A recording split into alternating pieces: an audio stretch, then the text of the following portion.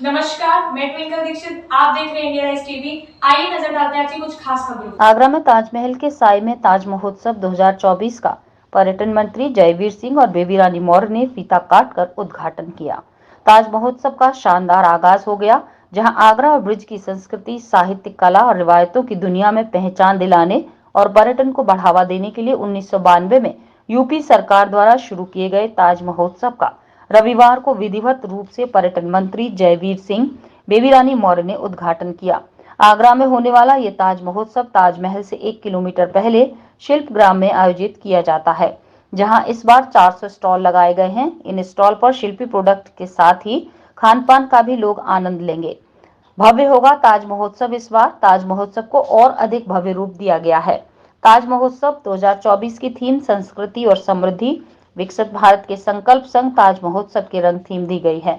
इस बार शिल्पग्राम में handicraft, handloom उत्पादों की प्रदर्शनी के साथ प्रदेश के 50 से अधिक जिलों के एक जिला एक उत्पाद ओडीओपी के उत्पादों की स्टॉल भी होंगी, जहां शिल्पग्राम में शिल्पियों व खानपान की लगभग 400 स्टॉल लगाई जा रही हैं।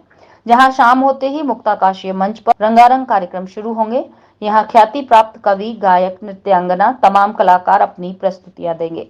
रविवार की शाम जहां बॉलीवुड के लिए एक से एक बेहतरीन नगमों के गाने वाले जावेद अली आगरा वासियों को मदहोश करते हैं, तो वहीं हमेशा की तरह आज ताज महोत्सव को बेहतरीन साज सज्जा से सजोया गया है। Azim Bharti, India Rise TV news channel से आगरा।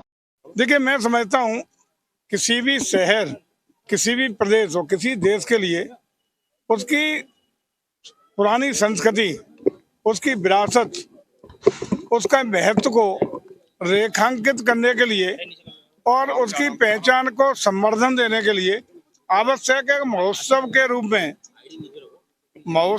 में उसकी पुरानी विरासत की पहचान को अगली पीढ़ी तक और विस्तृत रूप देने का लगातार प्रयास होना चाहिए। इसी क्रम में हमारे संस्कृति विभाग उत्तर प्रदेश के द्वारा, पर्यटन के द्वारा पूरे प्रदेश के हर जिले में उस जिले के स्थापना दिवस के रूप में, महोत्सव के रूप में मनाने के लिए संकल्प लिया गया है। इसके लिए जिला पर्यटन और संस्कृति परिषद का गठन प्रत्येक जिले में किया गया है, जिसका अध्यक्ष जिलाधिकारी को संबंधित जिले के सभी माननीय विधायकगण, एमएलसी, एमएलए दोनों, राज्यसभा, लोकसभा के सदस्य और डेवलपमेंट के जुड़े हुए तमाम अधिकारियों के साथ साथ शासन के द्वारा भी दो लोग इसमें नामित करने का काम किया है। और उसका परिप्रेक्ष्य यही है कि जितनी भी कल्चरल एक्टिविटीज हो, जो भी पर्यटन के विकास की योजनाएं हो, और खास रूप से प्रत्येक जिले में उसका आइडेंटिफिकेशन और बेहतरी के साथ जा सके, ओडीओपी का वहाँ का और विकास हो सके, वहाँ की संस्कृति की झलक पूरे देश और दुनिया में फैलाव ले सके, इसके लिए मनाने के लिए हम लोगों ने सारे जिलों में, 75 जिलों में लगातार ये प्रयास चल रहा है। और देख रहे हो निरंतरता के साथ हर जिले में ये महोत्सव शुरू हुआ है। हालांकि ताज महोत्सव बहुत पुराना है, ताजमहल बहुत पुराना है। आगरा की पर्यटन के रूप में पहचान और यहाँ की संस्कृति मुगल काल से लेकर के और पहले से आज तक लगातार देश और दुनिया में विख्यात है। लेकिन इसको और निखारना है और आगे बढ़ाना है। इसके लिए तमाम प्रयास हमारा संस्कृति पर्यटन विभाग कर रहा है। और इसके साथ हम लोग कनेक्ट करने का प्रयास ये कर रहे हैं कि गोकुल, वृंदावन, मथुरा, आगरा होकर के बटेश्वर और रपड़ी तक एक जल मार्ग तैयार करके उसको पर्यटन के विकास के रूप में स्थापित करेंगे। इको पर्यटन केंद्र का भी रपड़ी में परसों ही हमने और वन मंत्री ने इको टूरिज्म के रूप में डेवलप का लोकार्पण करने का काम किया है। बोटिंग शुरू कराई है। इसको कनेक्ट करेंगे गोकुल तक।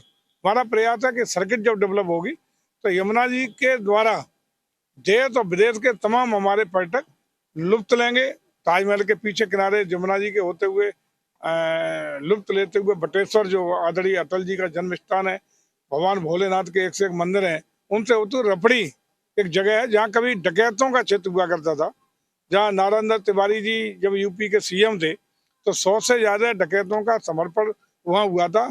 और आज योगी जी की सरकार में परिवर्तन ये है कि जो अड्डा अवैध उद्योग के लिए आना जाता था, जगह डकैतों का अड्डा होता था, वहाँ आज देश और विदेश के पर्यटक और सैलानी आकर के पर्यटन का और प्राकृतिक आनंद और सौंदर्य का आनंद ले रहे हैं। हर साल ताज महोत्सव। आगे ताजा खबरों से जुड़े रहने के लिए हमारे चैनल को सब्सक्राइब, लाइक, बेल आइकन दबाना ना भूलें। धन्यवाद।